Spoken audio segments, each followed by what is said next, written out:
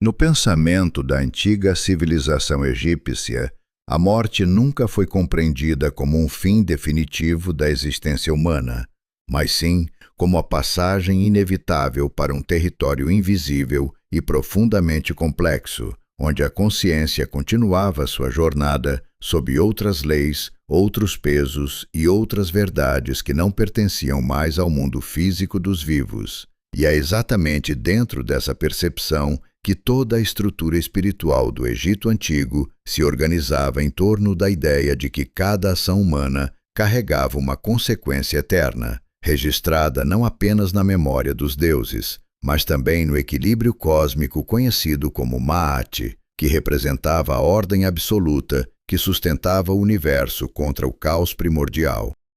À medida que o sol se punha sobre as margens douradas do Nilo, tingindo o céu de tons profundos de vermelho e violeta, que pareciam sangrar lentamente no horizonte, como se o próprio mundo estivesse respirando seu último suspiro do dia, os habitantes do Egito não viam esse fenômeno como mera repetição astronômica, mas como uma manifestação sagrada do ciclo eterno de morte e renascimento do deus Ra, cuja jornada noturna pelo submundo simbolizava a travessia que todas as almas um dia também precisariam enfrentar. E nesse momento de transição entre luz e escuridão, o medo da dissolução espiritual se tornava uma presença silenciosa que habitava cada casa, cada templo e cada pensamento humano. Nas cidades antigas e nas aldeias espalhadas ao longo do rio, onde o vento carregava constantemente o cheiro de terra úmida, misturado ao pó seco do deserto, a morte não era tratada como um evento isolado, mas como um processo cuidadosamente preparado ao longo de toda a vida, pois acreditava-se que o destino da alma dependia diretamente da preservação do corpo físico e que qualquer falha nos rituais funerários poderia condenar o espírito a vagar eternamente no vazio do Duat, sem identidade, sem memória e sem possibilidade de descanso, o que transformava a própria existência humana em uma preparação contínua para o momento inevitável da passagem. Dentro das câmaras de embalsamamento, escondidas nas proximidades das necrópolis sagradas, o ar era pesado e saturado pelo odor penetrante de resinas, óleos e substâncias de conservação como o natron, enquanto os sacerdotes e embalsamadores trabalhavam com uma precisão quase ritualística que fazia seus movimentos parecerem guiados por forças invisíveis, como se não fossem mais homens comuns, mas instrumentos da vontade divina de Anubis, o guardião dos mortos, cuja presença silenciosa era sentida em cada gesto, em cada incisão e em cada camada de linho, cuidadosamente envolvida ao redor dos corpos destinados à eternidade.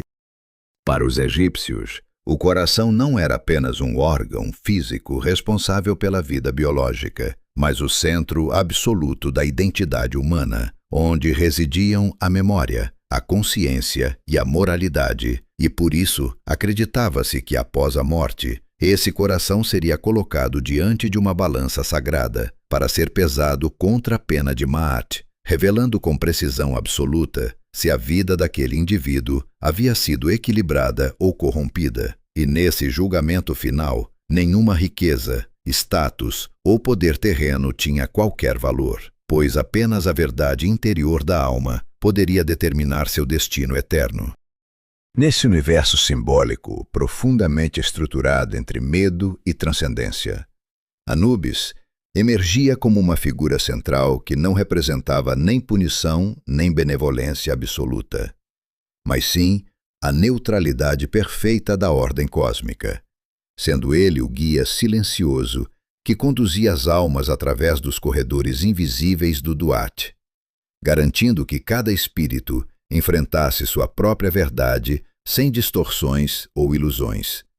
funcionando ao mesmo tempo como guardião dos túmulos, mestre dos rituais funerários e sentinela entre o mundo dos vivos e o reino dos mortos, onde apenas o equilíbrio entre ações e intenções poderia determinar a continuidade da existência. Na observação silenciosa do deserto egípcio, onde a vida parecia sempre equilibrada entre a fertilidade do Nilo e a aridez absoluta das dunas intermináveis, surgiu uma das mais profundas transformações simbólicas da espiritualidade antiga, quando os habitantes dessas terras começaram a reinterpretar a presença constante dos chacais que rondavam as necrópolis, não como simples predadores famintos, mas como manifestações vivas de uma inteligência natural que habitava a fronteira entre o mundo dos vivos e o domínio dos mortos, criando assim as bases para a divinização de uma figura que mais tarde seria conhecida como Anubis, o guardião das tumbas e o protetor das passagens espirituais.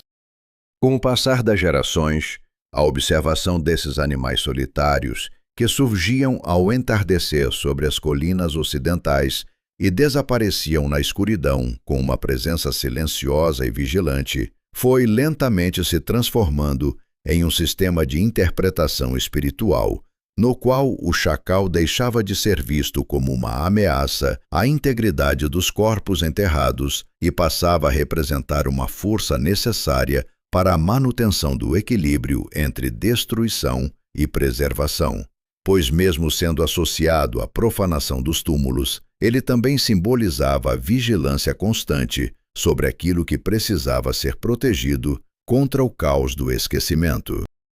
Essa dualidade perceptiva levou a uma das mais sofisticadas transformações teológicas do Egito Antigo, na qual aquilo que antes era temido passou a ser reverenciado, e o animal associado à marginalidade do deserto foi elevado ao status de divindade, não por representar bondade ou maldade absolutas, mas por encarnar a neutralidade necessária para julgar e guiar aquilo que pertence ao limiar entre a existência e a não existência, tornando-se assim a figura de Anubis, descrito como um ser de pele negra, como o lodo fértil do Nilo, e cabeça de chacal atento, sempre posicionado como sentinela invisível das fronteiras espirituais. Ao assumir essa forma divina, Anubis não se tornou apenas um símbolo religioso isolado, mas passou a integrar toda a estrutura funerária e moral da civilização egípcia, sendo associado diretamente aos rituais de mumificação, a proteção dos túmulos e a condução das almas através dos perigos do Duat, o submundo repleto de portais, entidades e provações, onde cada alma deveria provar sua pureza diante das forças que tentavam dissolver sua identidade. E nesse contexto, o deus chacal se tornava o único guia confiável, capaz de atravessar esses territórios sem se perder na escuridão. A imagem de Anubis consolidou-se nas paredes das tumbas e nos objetos rituais como uma presença constante e vigilante, representado com o corpo humano forte e a cabeça animal atenta, sempre posicionado como observador silencioso das cerimônias funerárias e das transições entre vida e morte, enquanto sua cor escura não simbolizava corrupção ou destruição, mas sim fertilidade, regeneração e a promessa de renascimento, refletindo o mesmo solo negro deixado pelas cheias do Nilo, que tornava possível toda a vida agrícola do Egito. Assim, o nascimento de Anubis como divindade não pode ser compreendido apenas como uma criação mitológica isolada, mas como o resultado de um profundo processo cultural no qual medo, observação da natureza e necessidade de ordem espiritual se fundiram para criar uma entidade que não julgava com emoção, mas com precisão absoluta, transformando o instinto humano de temor diante da morte em um sistema estruturado de confiança na continuidade da existência além do corpo físico, estabelecendo assim um dos pilares mais importantes da religião funerária egípcia. No coração da mitologia egípcia, Antes mesmo de a morte ser compreendida como um processo estruturado de passagem espiritual, existia a narrativa primordial da destruição e recomposição do deus Osíris, cuja história não apenas explicava o destino dos mortos, mas também estabelecia o fundamento sagrado de todas as práticas funerárias que viriam a definir a civilização egípcia. Pois quando Osíris foi traído, desmembrado e espalhado pelas forças do caos, representadas por Sete, o universo inteiro pareceu experimentar uma ruptura na ordem natural das coisas, como se a própria continuidade da existência tivesse sido fragmentada em pedaços dispersos pelo deserto infinito.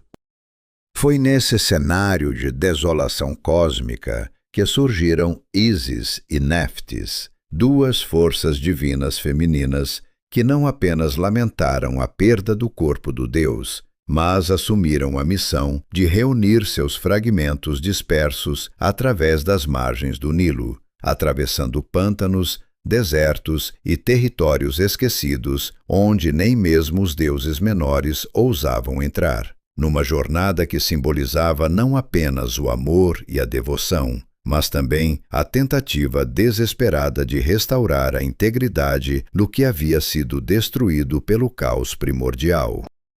Quando finalmente os fragmentos do corpo de Osíris foram reunidos, restava um desafio ainda mais profundo do que a simples recomposição física, pois a carne já começava a sucumbir ao tempo e à decomposição. E foi nesse momento que Anubis emergiu como figura central dessa narrativa sagrada, assumindo não apenas o papel de observador, mas de executor do primeiro grande ritual de preservação corporal, transformando a morte em um processo técnico e espiritual ao mesmo tempo, onde cada gesto possuía uma dimensão metafísica tão importante quanto sua função prática. Sob a orientação silenciosa de Anubis, o corpo de Osíris foi submetido a um processo ritualístico que envolvia purificação, remoção de impurezas e a aplicação de substâncias sagradas como o nátron, que não apenas desidratava a carne, mas suspendia temporariamente a ação inevitável da decomposição, criando assim uma condição intermediária entre vida e morte, na qual o corpo deixava de ser um organismo em declínio e se tornava um receptáculo estável, capaz de sustentar a continuidade da essência espiritual.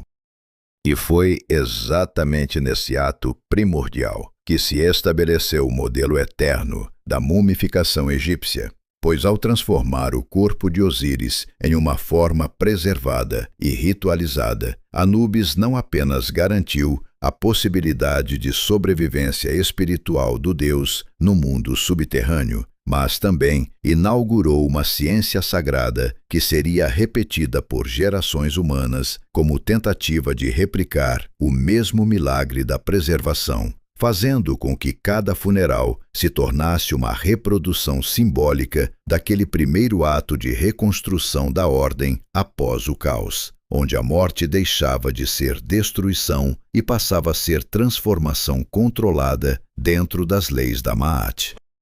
A prática da mumificação no Egito Antigo não pode ser compreendida apenas como um procedimento funerário, mas como uma verdadeira ciência sagrada que combinava observação empírica, conhecimento anatômico e uma profunda estrutura simbólica, baseada na crença de que o corpo humano era o recipiente indispensável para a continuidade da alma no além. E é justamente nesse ponto que o papel de Anubis se torna absolutamente central, pois ele não era apenas um guardião espiritual distante, mas a própria personificação do método, da precisão e da ordem aplicada à preservação da existência contra o avanço inevitável da decomposição. Dentro das câmaras de embalsamamento, o ambiente era cuidadosamente controlado para manter um equilíbrio entre pureza ritual e eficiência técnica, onde o uso de substâncias como o nátron desempenhava um papel fundamental na desidratação do corpo, interrompendo os processos biológicos que levariam à destruição da carne, enquanto óleos, resinas e essências aromáticas eram aplicados não apenas para preservar, mas também para purificar espiritualmente o invólucro físico, criando assim uma camada dupla de proteção, que atuava tanto no plano material quanto no plano metafísico da existência. Os órgãos internos, considerados portadores de funções vitais e energias espirituais específicas, eram cuidadosamente removidos e preservados em vasos canópicos, protegidos por divindades associadas, enquanto o coração, por ser entendido como o centro da consciência moral e da memória, era frequentemente mantido dentro do corpo, pois ele seria necessário no momento do julgamento final, diante da balança de Ma'at, onde cada pensamento, ação e intenção seria exposto com precisão absoluta, sem possibilidade de ocultação ou engano. Após essa etapa inicial de purificação e preservação, o corpo era envolvido em longas faixas de linho que não apenas protegiam fisicamente a forma humana contra o desgaste do tempo, mas também funcionavam como selos espirituais que estabilizavam a identidade do falecido, enquanto amuletos sagrados eram inseridos entre as camadas do tecido com o objetivo de garantir proteção, equilíbrio e continuidade da força vital, transformando o corpo em uma estrutura ritualizada que deixava de ser meramente biológica e passava a ser um objeto de transição entre mundos. Todo esse processo era conduzido sob uma lógica ritual que imitava o gesto primordial de Anubis ao preparar o corpo de Osíris, fazendo com que cada embalsamamento humano fosse, na verdade, uma repetição simbólica do primeiro ato de preservação divina, no qual a morte deixou de ser entendida como fim absoluto e passou a ser interpretada como uma etapa de reorganização da matéria e da essência espiritual, consolidando assim a ideia de que a imortalidade não era um privilégio automático, mas uma conquista técnica e moral, sustentada pelo equilíbrio entre corpo, rito e verdade interior. No imaginário religioso do Egito Antigo, o Duat não era concebido como um simples submundo homogêneo ou um vazio indistinto após a morte, mas sim como uma dimensão profundamente complexa e labiríntica, composta por múltiplos portais, regiões ocultas e territórios espirituais que se estendiam como camadas sobrepostas de realidade, onde cada passagem exigia conhecimento específico, pureza interior e resistência moral para ser atravessada com sucesso, criando assim uma das visões mais sofisticadas da jornada pós-morte já desenvolvidas por uma civilização antiga. Nesse espaço invisível, as almas não caminhavam livremente como no mundo dos vivos, mas eram obrigadas a enfrentar uma sequência de provas simbólicas que testavam não apenas sua coragem, mas principalmente a integridade de sua existência moral, pois cada portal era guardado por entidades sobrenaturais, dotadas de conhecimento absoluto sobre os segredos do universo, capazes de impedir a passagem daqueles cujo coração estivesse contaminado por desequilíbrio, mentira ou injustiça, reforçando assim a ideia de que a travessia do Duat era, acima de tudo, um processo de revelação da verdade interior.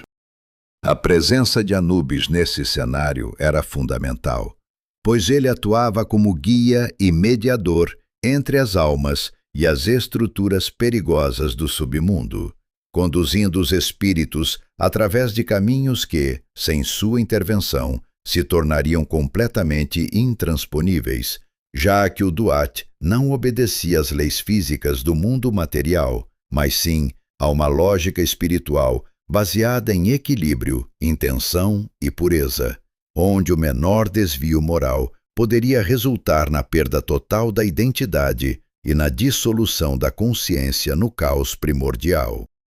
À medida que a alma avançava por esse território fragmentado, ela se via constantemente confrontada com forças que tentavam desorientá-la, fragmentá-la ou corrompê-la, tornando a jornada uma experiência de tensão contínua entre preservação e destruição, enquanto o papel de Anubis permanecia o de um observador silencioso e preciso, garantindo que cada etapa fosse cumprida de acordo com a ordem cósmica estabelecida pela Ma'at, sem interferir emocionalmente, mas assegurando que o destino final fosse determinado exclusivamente pelo peso real das ações humanas. Dessa forma, o Duat não representava apenas um local de passagem após a morte, mas uma extensão direta da própria vida moral do indivíduo, onde cada escolha feita no mundo físico se transformava em consequência concreta no mundo espiritual, tornando a jornada da alma uma continuidade inevitável da existência terrena, na qual não havia espaço para ilusões, apenas para a exposição absoluta da verdade sob a vigilância constante de Anubis, o guardião das fronteiras entre o ser e o não ser. No ápice da jornada espiritual egípcia, após a morte, a alma finalmente alcançava o espaço mais temido e mais sagrado de todo o Duat, conhecido como a Sala das Duas Verdades, um tribunal cósmico onde não existia disfarce, ilusão ou possibilidade de negociação, pois ali a existência humana era reduzida à sua forma mais essencial e exposta diante da ordem absoluta do universo, onde cada pensamento, cada ação e cada intenção eram submetidos a uma análise rigorosa que determinava se a alma poderia continuar sua existência ou ser apagada para sempre da realidade. Nesse espaço monumental, os 42 juízes divinos permaneciam imóveis em seus tronos, cada um representando uma lei moral específica que regulava o comportamento humano, funcionando como extensões vivas da Ma'at, a ordem cósmica que sustentava o equilíbrio entre caos e criação. E diante deles, nenhuma palavra tinha valor se não fosse sustentada pela verdade interior da alma, pois o tribunal não julgava discursos, mas sim a essência silenciosa do ser que havia sido construída ao longo de toda uma vida terrena. No centro da sala, a grande balança de ouro e madeira de acácia se erguia como instrumento supremo da justiça divina, onde, de um lado, repousava a pena branca de Ma'at, leve como o sopro da criação, e do outro seria colocado o coração do falecido, considerado o registro absoluto de sua existência moral, carregando todas as memórias, segredos, mentiras, atos de compaixão e transgressões acumuladas ao longo da vida, transformando-se assim no único testemunho verdadeiro do que aquela alma realmente havia sido. A função de Anubis nesse momento era essencial e absolutamente imparcial, pois ele não atuava como juiz no sentido humano de julgamento emocional, mas como operador da balança sagrada, garantindo que nenhum erro, manipulação ou interferência pudesse distorcer o resultado do equilíbrio final, permanecendo sempre como uma força neutra que assegurava que a verdade emergisse com precisão absoluta, independentemente do status, poder ou identidade da alma que estivesse sendo julgada. Quando o coração era colocado na balança, o destino da alma se tornava imediatamente visível, pois se ele fosse mais leve ou equivalente à pena de Ma'at, a continuidade da existência era garantida e o espírito podia seguir em direção aos campos de juncos eternos. Mas se o coração fosse mais pesado, carregado por excessos de injustiça, egoísmo ou corrupção, a consequência era o desaparecimento total diante da criatura devoradora, Amit, cuja função era eliminar qualquer vestígio de desequilíbrio do tecido da criação. Assim, a Sala das Duas Verdades não era apenas um tribunal espiritual, mas a expressão máxima da filosofia egípcia sobre responsabilidade moral, onde a vida humana era entendida como uma preparação contínua para esse instante de equilíbrio final e onde Anubis permanecia como o guardião silencioso da precisão absoluta, garantindo que nenhuma alma escapasse da verdade que ela própria havia construído ao longo de sua existência terrena. No instante em que a alma de Setal atravessa os limites invisíveis que separam o mundo dos vivos da dimensão silenciosa do Duat, ela não encontra imediatamente julgamento nem condenação, mas um estado de transição, onde cada sensação parece dissolvida em uma névoa profunda que suspende o tempo e reduz a própria identidade a uma consciência leve e vulnerável, como se toda a história de sua vida estivesse prestes a ser reorganizada diante de uma verdade maior que não admite interpretações pessoais ou justificativas humanas. Setal percebe então que não caminha sozinho nesse espaço indefinido, pois à sua frente surge a figura imponente de Anubis, cuja presença não transmite emoção nem julgamento subjetivo, mas uma neutralidade absoluta que parece existir fora das categorias humanas de certo e errado, conduzindo a alma com uma precisão silenciosa através de corredores formados por sombras densas e colunas que parecem ser feitas não de pedra, mas de memória condensada, como se o próprio espaço fosse construído a partir de fragmentos de vidas anteriores. À medida que avançam, Setal começa a sentir o peso de sua própria existência se reorganizar em sua consciência, e cada lembrança de sua vida terrena surge não como narrativa contínua, mas como fragmentos isolados de escolhas, gestos e pensamentos que agora ganham um valor completamente diferente daquele que possuíam quando estavam inseridos no fluxo cotidiano da vida, revelando uma dimensão moral que havia permanecido oculta sob a ilusão da normalidade humana. Quando finalmente chegam à Sala das Duas Verdades, o espaço se revela como uma imensa estrutura de ordem absoluta, onde os 42 juízes divinos observam em silêncio impenetrável, e onde a balança sagrada de Maat se ergue como centro de toda a realidade espiritual, fazendo com que a presença de Setal pareça insignificante diante da magnitude do julgamento cósmico, que não depende de emoção, piedade ou arrependimento superficial, mas apenas do equilíbrio real entre suas ações e a ordem universal.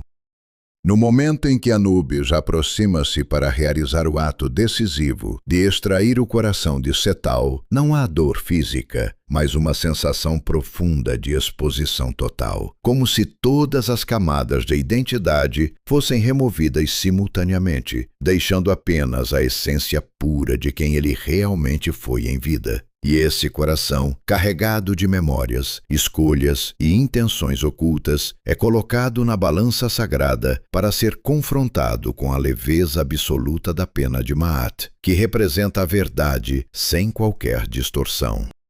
Seto então compreende, com uma clareza que transcende o pensamento humano, que cada ato, aparentemente pequeno de sua vida, possuía um peso real no equilíbrio do universo, e que a justiça do Duat não é uma punição arbitrária, mas uma revelação inevitável daquilo que ele construiu dentro de si mesmo, enquanto Anubis permanece imóvel, garantindo que o julgamento aconteça sem interferência, como uma lei natural que não pode ser alterada nem por deuses, nem por homens. Quando a alma de Nebamun atravessa o limiar do julgamento no Duat, ela não carrega consigo armas, riqueza ou títulos que antes definiam sua existência no mundo dos vivos, mas apenas a densidade invisível de suas escolhas acumuladas ao longo de décadas de serviço como escriba real, onde cada linha registrada em papiro parecia agora se transformar em um eco moral que reverberava dentro de sua consciência espiritual, revelando que a burocracia humana nunca é neutra quando observada sob o olhar absoluto da eternidade. Diante da sala das duas verdades, Nebamun percebe que sua identidade social, construída com tanto rigor e precisão ao longo da vida, dissolve-se completamente diante da presença de Anubis, cuja figura permanece imóvel e silenciosa, como um princípio matemático aplicado à existência, enquanto os 42 juízes observam sem emoção, representando leis que não podem ser negociadas, apenas cumpridas, e a balança de Maat aguarda o momento em que o coração do escriba será confrontado com a pena da verdade absoluta.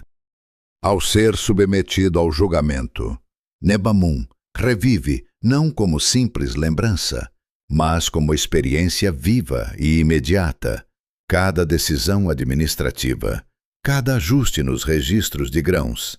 cada ordem emitida sob a autoridade do Palácio Real, reaparecendo com clareza implacável, revelando não apenas os atos visíveis, mas também as intenções ocultas que o sustentaram. E nesse processo, ele começa a compreender que o poder que exercera não era apenas responsabilidade política, mas também um peso espiritual acumulado sobre sua própria essência. Quando Anubis retira o coração de Nebamun e o coloca sobre a balança sagrada, o objeto não se comporta como simples órgão físico, mas como registro total de sua moralidade, revelando camadas de ambição, justificativas e pequenas corrupções que antes pareciam insignificantes no mundo humano, mas que agora ganham proporção absoluta diante da ordem cósmica, fazendo com que o equilíbrio entre o prato do coração e a pena de Maat oscile de forma instável e inquietante. Nebamun observa então que sua vida não pode ser reduzida a uma única categoria de julgamento, pois nela coexistem eficiência administrativa e abuso de poder, lealdade ao sistema e apropriação silenciosa de recursos. E essa dualidade se manifesta como um peso real na balança espiritual, enquanto Anubis permanece completamente neutro, apenas assegurando que nenhum fator externo interfira na precisão absoluta do veredito que se forma diante dele. No momento em que a balança se estabiliza, Nebamun compreende que a corrupção não é apenas um ato isolado, mas uma distorção progressiva da harmonia universal, e que cada escolha individual contribui diretamente para o equilíbrio ou desequilíbrio do cosmos, enquanto a sala das duas verdades se mantém em silêncio absoluto, aguardando a consequência final de uma vida que agora se revela em sua totalidade diante da justiça imutável de Maat. Quando a alma de Renu entra no limiar do Duat, ela não encontra imediatamente condenação nem acolhimento, mas uma suspensão profunda da realidade, como se toda a sua existência tivesse sido dissolvida em uma substância invisível, onde memória, consciência e sensação deixam de obedecer às leis do mundo físico, criando um estado em que o passado não é lembrado como narrativa, mas revivido como presença viva e inevitável diante da verdade absoluta que aguarda no tribunal de Anubis. Ao caminhar pelos corredores do mundo subterrâneo, Renute percebe que sua identidade de curandeira, construída entre ervas, conhecimentos secretos e práticas de cura que os outros muitas vezes temiam ou incompreendiam, não desaparece, mas se transforma em uma sequência de imagens carregadas de significado moral, onde cada vida salva e cada vida perdida surge como peso invisível que acompanha sua consciência em direção à sala das duas verdades, sob a vigilância silenciosa de Anubis. Diante dos 42 juízes divinos, Renute não encontra palavras capazes de justificar sua existência, pois as regras daquele tribunal não respondem à linguagem humana, mas apenas à verdade essencial contida nas ações. E assim, suas memórias começam a se manifestar como julgamento direto, revelando momentos de compaixão profunda, mas também instantes de dúvida, erro e escolhas que ultrapassaram os limites do que os outros consideravam aceitável ou seguro dentro da ordem social do Egito Antigo. Quando Anubis retira o coração de Renute e o coloca na balança sagrada, o ato não é violento, mas absoluto em sua precisão, como se a essência de sua vida fosse extraída sem resistência e colocada diante da pena de Maat, onde cada cura realizada, cada falha médica e cada decisão moral se transforma em energia mensurável que oscila entre equilíbrio e instabilidade, refletindo a complexidade de uma vida dedicada a atravessar a fronteira entre preservar e perder. Renute então compreende que sua existência nunca foi simples, pois sua posição entre o conhecimento das ervas e o medo coletivo da sociedade a colocou constantemente em um espaço intermediário entre aceitação e acusação. E essa ambiguidade agora se manifesta de forma concreta na balança, onde sua intenção de curar pesa tanto quanto as consequências imprevisíveis de suas ações, enquanto Anubis permanece imóvel, garantindo que nenhuma emoção humana distorça o julgamento cósmico. No momento em que a balança se aproxima do equilíbrio, Renu entende que o julgamento não se baseia na perfeição, mas na coerência profunda entre intenção e ação, e que até mesmo o erro pode existir dentro da ordem de Maat, quando não nasce da malícia, enquanto o silêncio do tribunal permanece absoluto e a presença de Anubis assegura que sua alma seja conduzida conforme o resultado final do equilíbrio entre luz, sombra e verdade interior. Quando a alma de Intef atravessa as fronteiras invisíveis do Duat, ela não se apresenta como a de um homem comum, mas como a de alguém moldado pela guerra, pelo comando e pela violência legitimada pelo Estado, carregando consigo não apenas memórias pessoais, mas também o peso coletivo de todas as vidas interrompidas sob suas ordens e sob sua lâmina, revelando que no julgamento final do Egito Antigo, nenhuma forma de autoridade terrestre pode sobreviver intacta diante da verdade absoluta da sala das duas verdades. Diante de Anubis, cuja presença permanece imóvel e neutra, como uma lei natural que não distingue entre herói e destruidor, Intef percebe que sua identidade de comandante militar, construída ao longo de campanhas e conquistas, não possui qualquer valor simbólico no tribunal divino, pois ali não existem títulos nem glórias, apenas o registro cru das intenções e consequências de cada ato praticado em vida, sem qualquer possibilidade de interpretação patriótica ou justificativa política. À medida que suas memórias são reveladas diante dos 42 juízes, Intef revive não apenas os momentos de vitória, mas também as cenas que havia silenciado dentro de si, como o olhar de soldados inimigos no instante da morte, o colapso de cidades saqueadas e a perda de controle moral em meio ao caos da guerra, onde a fronteira entre dever e violência se tornou progressivamente mais difusa, até desaparecer completamente sob a lógica da sobrevivência militar. Quando Anubis retira o coração de Intef e o posiciona sobre a balança de Maat, o objeto espiritual revela não apenas as ações do guerreiro, mas também as emoções ocultas que acompanharam cada decisão, incluindo orgulho, prazer no domínio e a transformação gradual da violência em identidade pessoal, fazendo com que o peso do coração oscile entre equilíbrio e desequilíbrio diante da pena da verdade absoluta.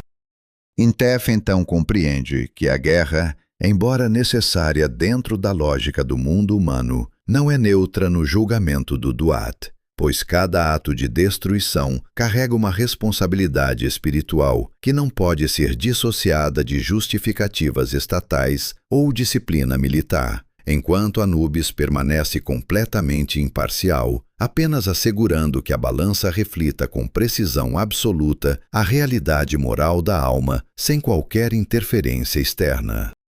No momento em que a balança encontra seu equilíbrio, Entef percebe que sua verdadeira prova não foi a vitória sobre inimigos externos, mas a confrontação com o próprio reflexo moral de suas escolhas, e que a continuidade de sua existência depende não da glória conquistada em vida, mas da harmonia entre intenção, dever e humanidade, sob o olhar silencioso de Anubis, que conduz cada alma conforme a ordem imutável de Ma'at. Quando a alma de Merit entra no Duat, ela não perde imediatamente a forma de autoridade que carregou durante toda a vida como alta sacerdotisa. Mas essa autoridade se torna apenas uma lembrança vazia diante da neutralidade absoluta do tribunal de Anubis, onde títulos religiosos, prestígio social e influência política não possuem qualquer valor, pois tudo o que chega à sala das duas verdades é reduzido à essência nua das intenções que sustentaram cada ação ao longo da existência. Diante dos 42 juízes divinos, Merit percebe que não está sendo julgada como representante dos deuses na Terra, mas como indivíduo isolado de qualquer estrutura institucional, e essa separação revela o contraste profundo entre a imagem sagrada que ela construiu diante dos outros e a realidade íntima de suas decisões, que agora emergem como fragmentos incontestáveis diante da balança de Ma'at, sem espaço para justificativas religiosas ou discursos de autoridade. À medida que suas memórias são expostas, Merit revive momentos em que o poder espiritual foi convertido em instrumento de controle e acumulação, onde oferendas destinadas aos deuses foram desviadas, registros alterados e decisões tomadas não em nome da ordem cósmica, mas em função da manutenção de influência dentro da hierarquia do templo, revelando uma progressiva distorção entre fé e ambição, que agora se manifesta como peso direto sobre seu coração espiritual. Quando Anubis retira o coração de Merit e o coloca sobre a balança sagrada, o gesto não contém julgamento emocional, mas precisão absoluta, e o objeto revela imediatamente a complexidade de uma vida construída entre devoção pública e corrupção privada, fazendo com que o equilíbrio entre o coração e a pena de Ma'at oscile de forma instável, refletindo não apenas atos isolados, mas a estrutura inteira de suas intenções ao longo do tempo. Merit então compreende que sua maior transgressão não foi apenas material, mas espiritual, pois ao transformar o sagrado em instrumento de poder humano, ela rompeu a harmonia que sustentava a relação entre os homens e os deuses. E esse desequilíbrio se torna visível na balança como uma distorção profunda da verdade interior, enquanto Anubis permanece como guardião imutável da neutralidade, assegurando que nenhum arrependimento tardio altere o resultado do julgamento.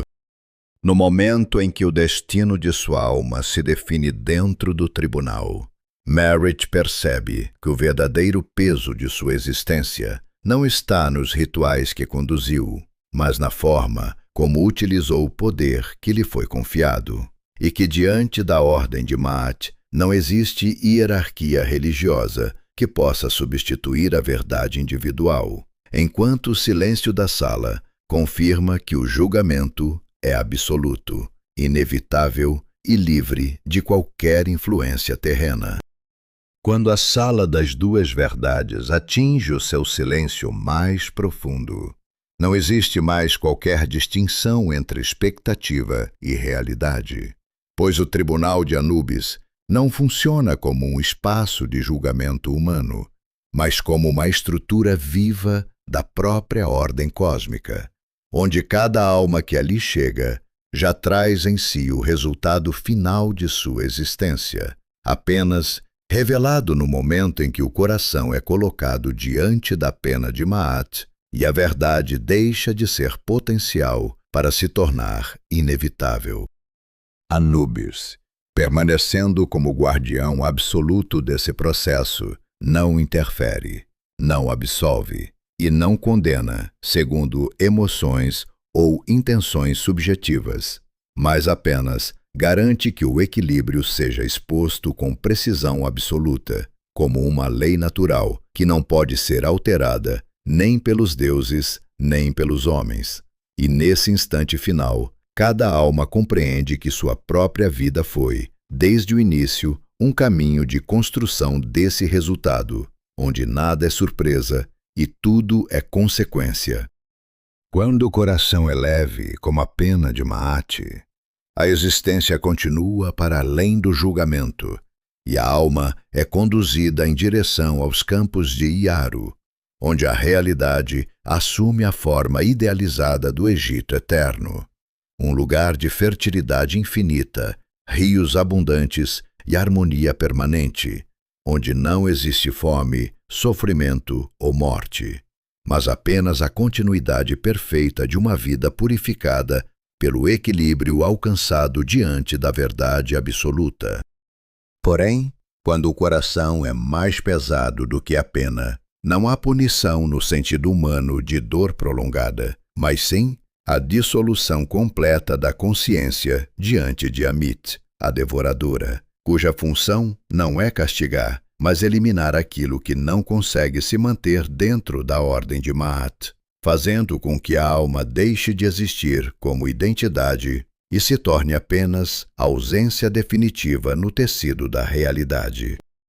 Assim, o papel de Anubis não pode ser entendido como o de um juiz tradicional, mas como o eixo silencioso entre dois estados fundamentais da existência, garantindo que cada transição ocorra sem distorção, onde a vida não termina de forma abrupta, mas se prolonga em julgamento e revelação, e onde o destino final não é imposto externamente, mas revelado como reflexo fiel da própria essência construída ao longo do tempo. No fim, o Egito Antigo se revela como uma civilização que transformou o medo da morte em uma arquitetura espiritual de responsabilidade absoluta, onde cada gesto humano tinha peso eterno, e onde Anubis permanecia como a presença constante na fronteira entre o pó e a eternidade, conduzindo silenciosamente todas as almas para o único lugar onde a ilusão desaparece completamente diante da verdade, o equilíbrio final de Ma'at.